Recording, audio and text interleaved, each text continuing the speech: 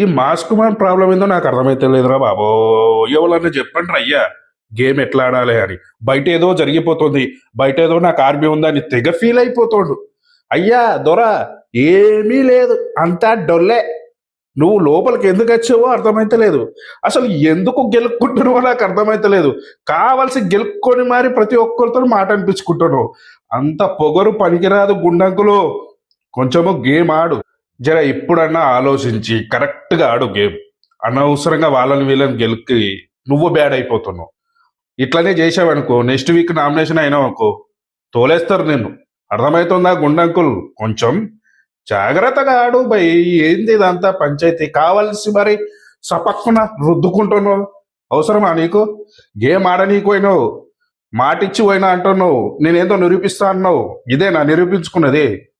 కావలసి బ్యాడ్ అవుతున్నారు మీరు. బయట మీది పెద్ద టాపిక్ ఏం నడుస్తలేదు, మీ గురించే మాట్లాడతలేరు. మన రామ్ గురించి మాట్లాడారు. తమ్ముడు బయట ఉంటే మంచి సక్సెస్ ఉంది కదా నీకు. ఆ సాంగ్స్ చేసుకొని ఓ స్టేజ్ అన్న ఉంటుండే, ఓ లెవెల్ అన్న ఉంటుంటివి. ఇప్పుడు లోపలికి పోయి అనవసరంగా బ్యాడ్ అవుతున్నావు. మాట్లాడనీకి రాదు. ఏదైనా మాట వదిలేసినవా అది పట్టుకొని నిన్ను ఆగం చేస్తారు. ఎందుకు తమ్ముడు? ప్రశాంతంగా ఉండొచ్చు కదా. ఆ ఫ్లోరా మేడం చూడు, ఆమె పని చేసుకుంటే ఆమెంతలో ఉంటుంది. మనకి ఎలాగో మాట తుల్లుతోంది కదా. కొంచెం ఎవరితో మాట్లాడకుండా సైలెంట్గా ఉంటే అయిపోతుంది. కావలసి మీద పడుతుర్రు. చూసుకో తమ్ముడు, లేకపోతే బయటకన్నా వచ్చేయి. మనకు సెట్ అవ్వదు అనుకుంటే మనకు లైఫ్ ఉంది కదా నీకు ఆల్రెడీ. ఆ లైఫ్ అంతా ఖరాబ్ అవుతుంది నీకు ఇప్పుడు లోపలికి పోయినప్పటి నుంచి. గుండంకులేమో ప్లాన్ చేసి మరి మన మేడంని బయటకు పంపించాడు. చూసావా గుండంకుల్, సక్సెస్ అంటే ఇదే.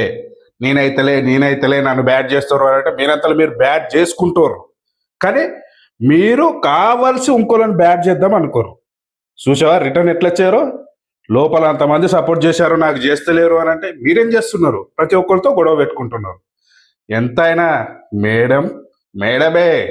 ఇక నీకు ఉంటుంది అంతే.